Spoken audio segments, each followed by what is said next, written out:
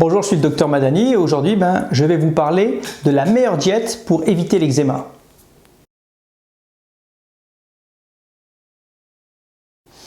L'eczéma atopique ou la dermite atopique est un eczéma chronique et récidivant qui va apparaître très tôt dans la vie, avant 5 ans, et dont l'origine est multiple.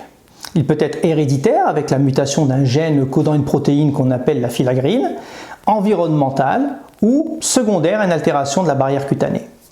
Dans 35% des cas, cette dermatite atopique est associée à certaines pathologies telles que l'asthme et les rhinoconjonctivites allergiques. Alors, on constate que les chiffres ne font qu'augmenter. Actuellement, 20% de nos enfants sont atteints par l'eczéma atopique, contre 5% dans les années 60. Bon, certains avancent une hypothèse pour l'expliquer, avec un excès d'hygiène, une vie moderne trop aseptisée qui peut expliquer cette augmentation. Alors, comment? Que le système immunitaire, n'ayant plus à combattre les bactéries, s'orienterait vers les maladies inflammatoires. C'est ce qu'on a appelé l'hypothèse hygiéniste. En ce qui concerne les manifestations cliniques, elles réunissent la démangeaison, des lésions cutanées qui peuvent prendre des formes vraiment multiples et variées. Généralement, c'est des plaques rouges avec des petits morceaux d'épiderme qui se décollent, qu'on appelle les squames. Parfois, cette plaque peut être très inflammatoire ou au contraire très sèche et très épaisse. Enfin, et je dirais malheureusement, cette pathologie revêt un caractère chronique et récidivant, et c'est ce qui est le plus dur à vivre en fait pour ceux qui en souffrent. Alors, le traitement comprend bien sûr les stéroïdes topiques qui sont le traitement de premier choix, mais il y a également les immunosuppresseurs actuellement.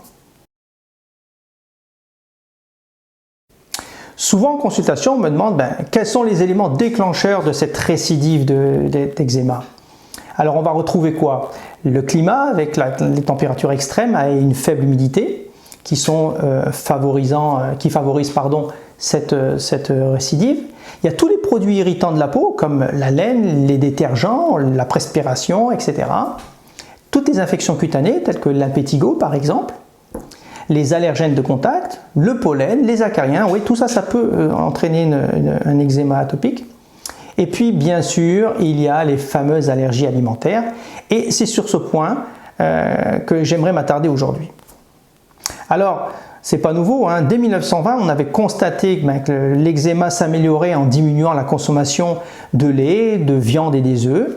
Mais il faudra quand même attendre 1978 pour que cette constatation soit testée avec une étude randomisée en double aveugle et menée sur des enfants entre 2 et 8 ans, excluant les œufs, le lait de vache, mais aussi la volaille et le bœuf, tout simplement parce que ces deux derniers comprennent des protéines communes avec le lait et les œufs.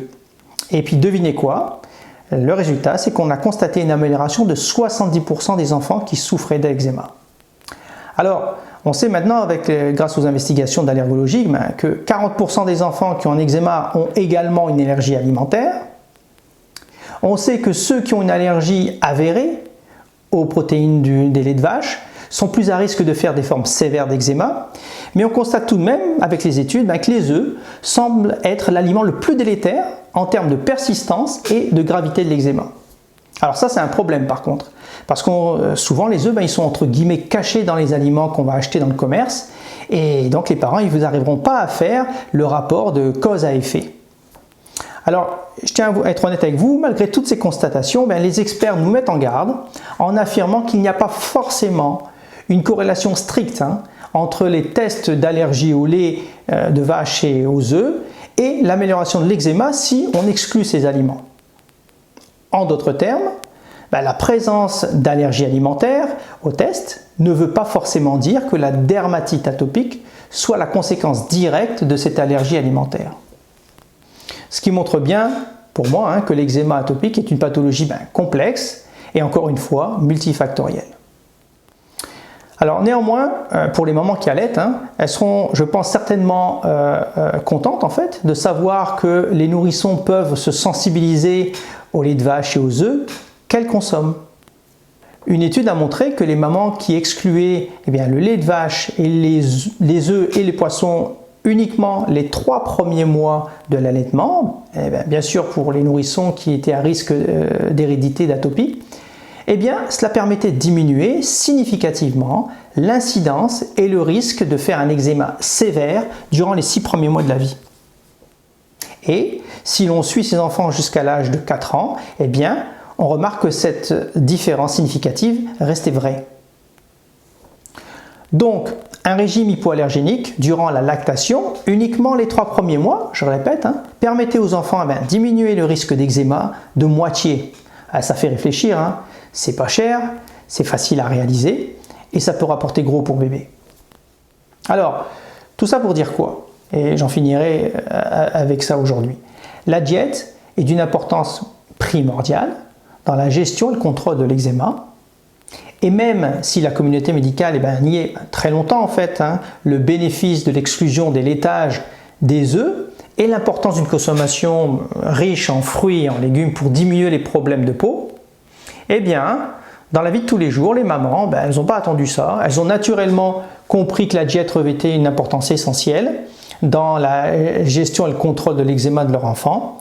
Et bien souvent, en fait, elles ont pratiqué une exclusion d'emblée pour voir. Et puis devinez quoi, ça marche. Donc avant de nous quitter, j'aimerais vous rappeler qu'il ne faut pas hésiter à vous abonner, de diffuser cette vidéo s'il vous plaît. Et je vous dis à bientôt, bye bye.